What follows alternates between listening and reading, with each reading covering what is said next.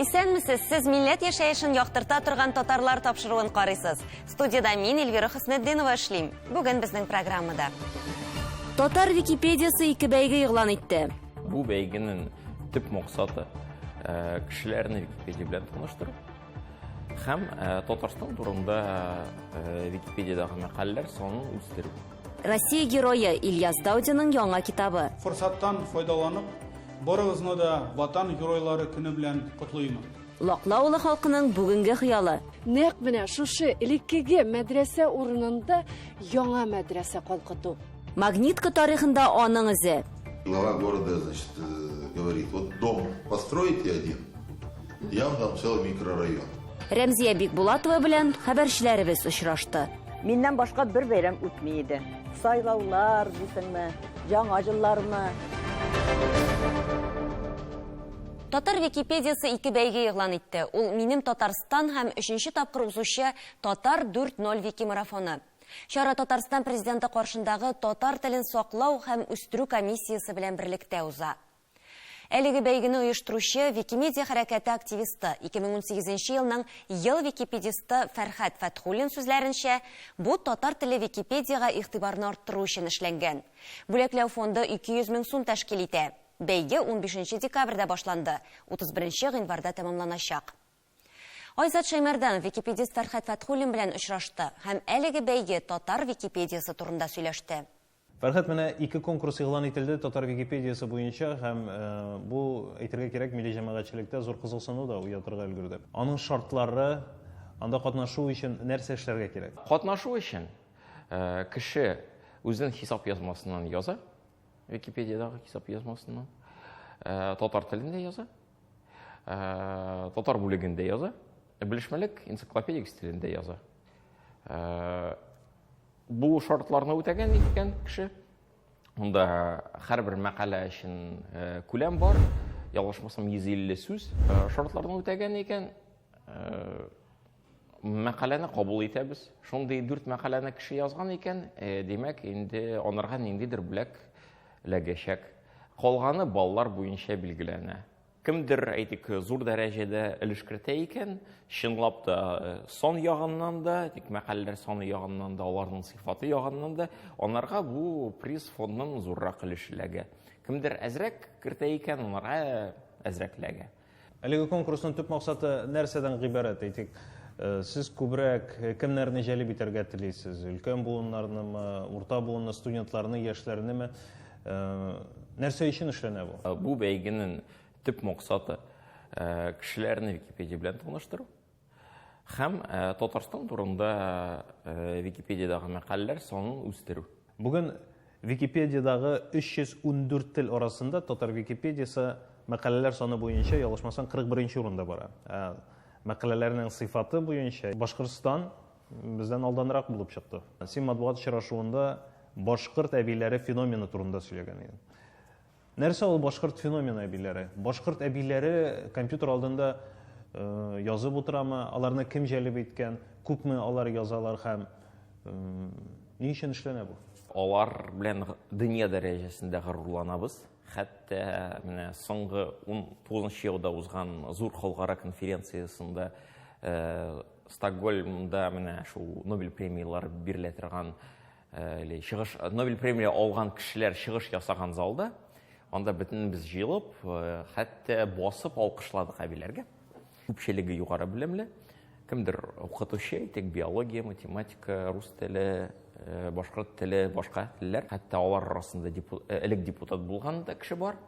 Кемдер колхозда эшләп, үзләренең клубларда нәрсәдә ясаган кешеләр. Һәм дә алар белән эшләгән журналист һәм башка кешеләрнең, әйтик, үз белемнәрен тапшыру мөмкинлеге туган. Безнең Татарстанда актив татар әбиләре бармы? Әбиләр турында ишеткәнем юк, бабайлар бар.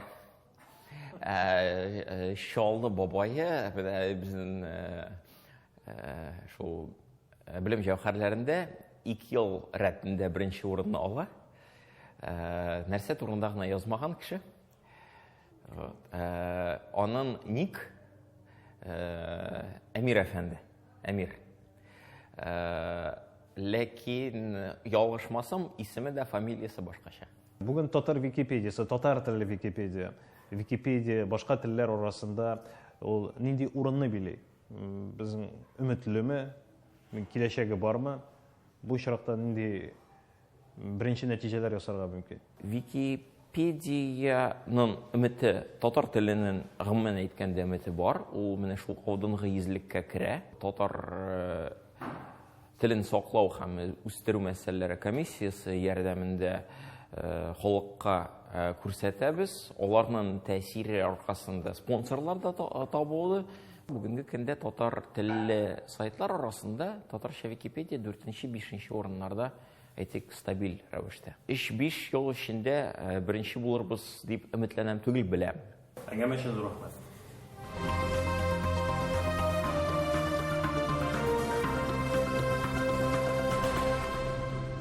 Татар халкының асыл улы, батыр ир заты.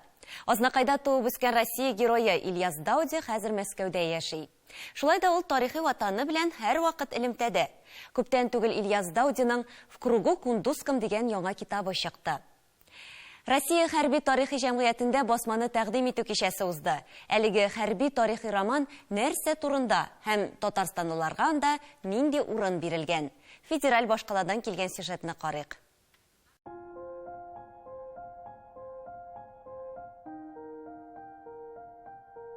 Әфганстан сугышы күп ир-егетләребезнең тормышын икегә бүлде. Бәрелешләр, иптәшләрен югалту, үлем белән очрашу, яшәү дәрте һәм гаделлек эзләү.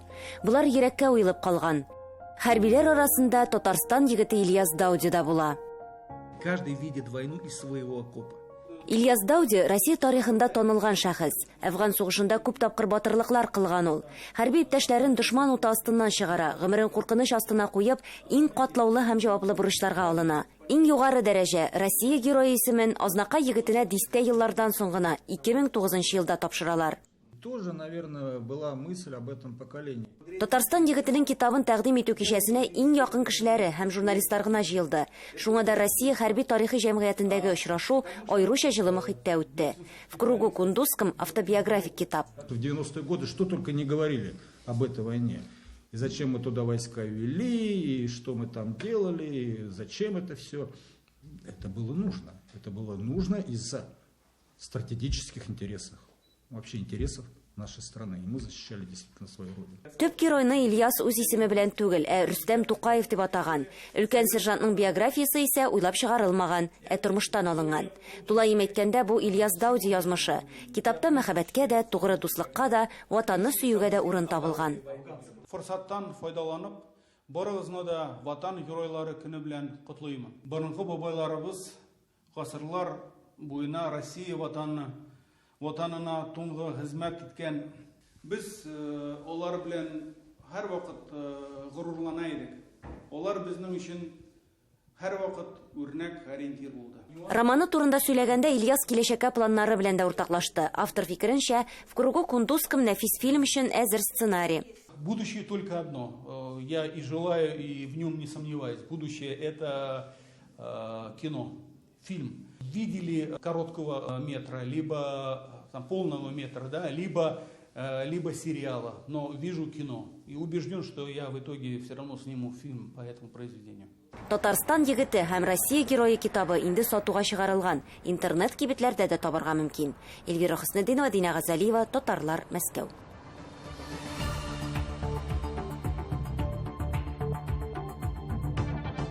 Сез татарлар тапшыруын карыйсыз. Программабызның икенче өлешендә. Лаклы авылы халкының бүгенге хыялы. Нәкъ менә шушы элеккеге мәдрәсә урынында яңа мәдрәсә калкыту. Магнитка тарихында аның изе. Глава города, значит, говорит, вот дом построите один, я вам дам целый микрорайон. Рәмзия Бикбулатова белән хәбәрчеләребез очрашты. Миннән башка бер бәйрәм үтми иде. Сайлаулар дисеңме, жаңа җыллармы? Бүген без Башкортстан Республикасының Салават районына юл алырбыз һәм Лаклы авылы тарихын, бүгенге яшәеше хакында җиткерербез. Авылның атамасы елгадан алынган. Элек ат юлы шушы тирәдән үткән, атларны өчерү уңай булсын диеп, елгага улак ясап куйганнар. Улаклы елга шушыннан барлыкка килгән диләр. Икенче фораз элек кыргый тау кәҗәләре улаклар елга буенда көтүе белән йөргәнгә Лаклы елга дигәннәр. Соңрак елга атамасы авылга күчкән. Монда кызыклы мәгълүматлар байтак. Гомумән Лаклы авылы үзе үк тарихи җирлектә урнашкан. Сүз Ләйсәнә Садретдиновага. Бүген Лаклы авылы менә шушы кайчандыр 1828 елда салынган мәдрәсәсе белән билгеле. Әмма бүген ул менә шушындый нигезе генә. Авылга беренче күченеп килүче Гайса Мулла Сөләйманов фатихасы белән мәчет төзелә. Лаклы мәхәлләсен 40 елдан артык Гайса Мулла җитәкли. Мәдрәсә заманында киң танылу ала. Менә шунда бөтен Мәсгуд яклары, Дуан яклары, Кыйгы яклары бөтен менә шунда килеп гыйлем алалар. Монда урта гыйлем алалар. Только дин түгел, рус теле, математика, география бөтен дәресләрдә бирелә. Моннан укып сыккан кешеләр, укытучы булганнар, мулла булып эшли алганнар.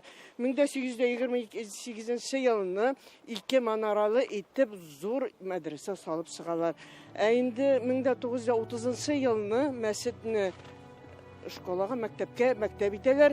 1833 елдан алып 50 ел дәвамында Гайсәнең оныгы Шәмсиваров Бәхәветдин мәчетнең икенче имамы һәм мөгаллиме була. Мәдрәсәдән ерак түгел тагын бер билгеле урын. Нәкъ менә шушында, шушы мәдрәсәдә гыйлемлек иткән хәзрәтнең китапханәсе булган монда. Авыл халкы аны хөрмәт итеп, менә шушындый билге ясап куйган. Халыкның менә дингә ымтылуы бик нык монда. Чөнки менә без бәлки генә мәчеттә булса да, балаларны җыеп, балаларны да укыттык, улларын да укыттык. Хәзер генә менә тынып калды, безгә урын юк укытырга. Кешенең дингә тартылуы бик нык. Шул мәчетне мәдрәсә итеп эшләп бетереп, югары мөфтиятләр күз алдында тотып, шул эшне дәвам иттерсеп, эшенә җиткерсәләр, бу бик зур байлык булыр. Халык эшендә, безнең илебез эшендә. Уфа губернасының төньяк көнчыгышы һәм Златоуст өязе мөселман халкының билемен һәм мәдәниятен үстерү өчен Әхмәдия мәдрәсәсенең әһәмияте бик зур була. Аны тәмамлаучылар арасында галим Каюм Мифтахов, шагыйрь Рифкат Габитов була. Әлеге мәдрәсә кеше күңелендә генә саклана. Әмма шушы авыл халкы таләбе, аның теләге нәкъ менә шушы элеккеге мәдрәсә урынында яңа мәдрәсә калкыту. Аның инде нигезе салынган. Татар халкы гомергә бердәм. Бәлки шушы бердәмлекле нәкъ менә Башкортстан Республикасы Салават районы Лаклы авылына юнәлтергәдер. Тагын бер кызыклы мәгълүмат, менә күрсәгез, бу Лашынташ Башкортстан Республикасының символына әйләнгән Лашынташ нәкъ менә шушы Лаклы авылында урнашкан. Ләйсәнә Садретдинова, Татарлар, Лаклы авылы, Башкортстан Республикасы. Ират йорт төзергә, агач утыртырга һәм ул үстерергә тиеш. Бу гыйбарәне күз уңында тотсаң, Магнитогорскидан Салих Әхмәтҗанов барысында үтәде. Бу гына да түгел, ул хезмәте белән Магнитка тарихында үз изен калдырды. Биредә зур йортлар салып, берничә мең кешегә яшәү өчен шартлар тудырган милләттәшебез Салих Әхмәтҗанов белән Гөлдар Хафизова очрашты. Вот наши дома, видите. Я был в числе тех одержимых людей, которые увлеклись этой стройкой и решили свой след оставить в истории Магнитогорска. Ленин урамындагы төсле йортлар дип атый аны шәһәр халкы. Бу микрорайон Магнитогорскиның соры биналары фонында үзенең якты төсләре белән аерылып тора. 5, 9, 15 катлы йортлар бер-берсен төс буенча да, төзелеш материаллары буенча да кабатламый. 90-нчы елларда илдәге икътисади үзгәрешләр аркасында туктатылган торак төзелешен торгызуда Магнитогорскида беренчеләрдән булып Салих Әхмәтҗанов башлый. Глава города, значит, говорит, вот дом построите один, я вам дам целый микрорайон. Тут был пустырь, жили бомжи, свалка была, то есть пришлось порядок навести. Я был за стропольщика, за сторожа, искал кран, чтобы выгрузить, разгрузить. Бу хезмәте шәһәр үсешенә шәхси өлеш керткән өчен медале белән бәяләнә. Аның белән Салих Әхмәтҗанов Магнитогорскиның 80 еллык юбилеена багышланган тантанада бүләкләнә. Әнәк 8 ел элек аның ике бабасы да үз гаиләләре белән бирегә Татарстаннан металлургия комбинаты һәм шәһәр төзелешенә җибәрелгән булган. Репрессирован и со стороны мамы, и со стороны отца. Безнен бабай Ибрагим по линии отеменен. Бабай был один из основателей мечети был на левом берегу в нашем городе. Әтисе Харис Әхмәтҗанов металлургия комбинатында инженер, әнисе Камәрия Садреддин кызы 40 ел педагог булып эшләгән. Зыялы гаиләдә хезмәт сөючән булып үскән Салих мәктәпне тәмамлаганнан соң төзелеш техникумында укый. Аннан шәһәр торак идарәсенә эшкә керә.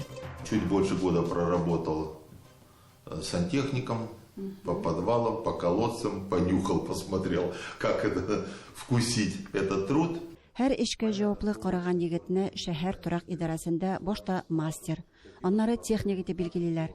24 яшендә баш инженер, 28дә Магнитогорск шәһәренең коммунал хуҗалыгы җитәкчесе вазифасын башкара. Он руководил таким 200 с лишним человек, вы понимаете?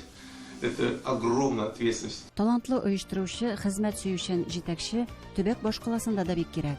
Чиләбегә аны Урал-Сибир төзелеш трестына эшкә чакыралар. 10 елдан соң Магнитогорскка әйләнеп кайткач, металлургия комбинатының куәтле кислород конвертер цехы төзелешен җитәкли. Аннан соң торак йортлар төзергә керешә. Я этой медалью очень горжусь. Я родился в Магнитогорске. У меня есть гордость за то, что я был участник, моя доля здесь есть при строительстве этого микрорайона. Я его сейчас обслуживаю, людям доставляю радость. Хәзерге вакытта Салих Харис улы үзе төзегән күп фатирлы йортларга хезмәт күрсәтә. Эффект дип аталган аның оешмасы Магнитогорскида гына түгел, бөтен өлкәдә дә иң яхшы идарәче компаниялар исемлегендә. Шәһәрнең торак идарәсендә югары вазифалар биләүче тәҗрибәле белгечләр Әхмәтҗанов командасында эшләргә омтыла. Человек очень добрый, очень ответственный, очень ко всему относится, к людям относится так по-человечески, понимаете, его даже стыдно подвести. Әхмәтҗанов үз командасы белән микрорайон территориясын төзекләндерү белән актив шөгыльләнә. Үз көчләре белән балалар өчен мәйданчык ясадылар, шугалак төзеделәр. Оешма функциясына кермәсә дә, быел 40-тан артык агач утырттылар. Үсентеләрне утырту киләсе елда да дәвам итәчәк, ди Салих Харис улы. Когда человек занимается созиданием и видит результаты своего труда, это окрыляет, это вдохновляет на всю оставшуюся жизнь заниматься тем же самым. Гүлдәр Хафизова, Татарлар, Магнитогорск.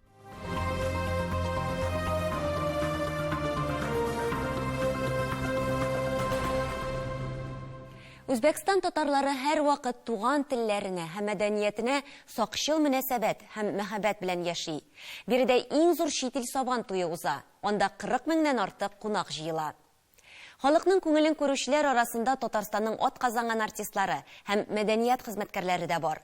Үзбәкстанда яшәп, бу мактаулы исемгә лаек булган беренче кеше Рәмзия Бикбулатова. Үз милләтен бөтен күңеле белән яраткан талантлы җырчыбыз белән хәбәрчебез танышып кайтты.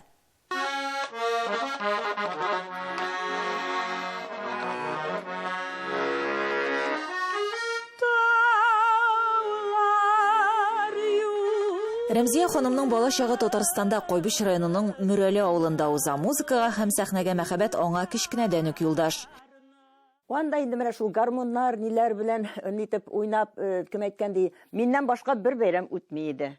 Сайлаулар дисеңме, жаңа җыллармы, мәктәптә укыганда, хәтта мин уйнап утыра идем. Укытучыбыз Рәмзия, гармонны ал, хәзер менә физкультура ясарга син уйныйсың, мәктәптәге үзебезнең класстагы балалар упражнение ясыйлар. Мәктәпне тәмамлагач, ул Үзбәкстанга күчә һәм монда музыкаль эшчәнлеген дәвам итә. Бекабат шәһәрендә яшәп, ул ел саен сабантуйлар, төрле чаралар, шул исәптән үзенең концертларында оештыра. 1997 елда аның тырышлыгын бәяләп, көтелмәгән бүләк тапшыралар. Шул Бегаваттагы эшләрем заягы китмәде дип, Худайга шөкер, шуңарга куандым мин. Үзебезнең хакимият үзе юл керәсен түләп, ул якка да бу якка да икенче бөтен дөнья конгрессына җибәрделәр. Шуңарга шатландым. Анда мин очраштым ни белән Фәрида Кудашева белән дә очраштым. Мостай Кәримов белән дә. Әле Мостай Кәримов миңа үзенең китабын бүләк итте. Рамил Чурагулов үзенең китапларын бүләк итте. Шулай иттереп, анда мин бик матур гына иттереп күңел күтәреп кайттым. Яшьлек ансамбленең әгъзасы буларак ул яшь башкаручыларга татар халык җырларын өйрәтә, аларда татар мәдәниятенә мәхәббәт тәрбияли. 2007 елда Рәмзия Бикбулатованы Бухара шәһәренә зур татар концерты үткәрергә чакыралар. 3,5 сәгать үзем шигырь сөйләдем, үзем укыдым, үзем җырладым. Аннан халык тегеннән бирәләр, шундый җырны җырлагыз әле дип берничә кәгазьләре әлдә бар әле. Рәмзия ханым шундый җырны җырлагыз әле. Мәйтәм, сез минем белән җырласагыз, җырлыйбыз. Шулай итеп алгарак барып, дитеп кем әйткәндә шул халык белән тамашачы белән бергә шуйтып җырлыйдык. 2016 елда Рәмзия ханым Үзбәкстанның башка татар артистлары белән бергә Казанга гастрольләргә бара. Киң күңелле, кунакчыл Татарстан халкы аны таң калдыра. Ул инде онытылмаслык хисләр. Ну анда миңа чәчәкләр бирделәр. Мен әйтәм, мин сәхнәдә җырлап җибәрәм инде, үземнең эчемнән генә әйтәмен. 9-10 букет. Шундый рәхәт булды. Фердинанд Салахов бер зур букет беренче чыгарып бирде. Фердинанд Фәтхи, артистлар бит инде, халык артистлары. Миңа шуны кадәр мин дулкынланып нидеп киттем, мин әйтәмен. Неужели минем тавышым шулай чынлап та әйтәм, аларга ошады икән дип. Очрашуыбыз ахырында җырчы ханым үзенең сәхнәдәше белән бергә татарлар тапшыруының тамашачылары өчен истәлекле бүләк ясады.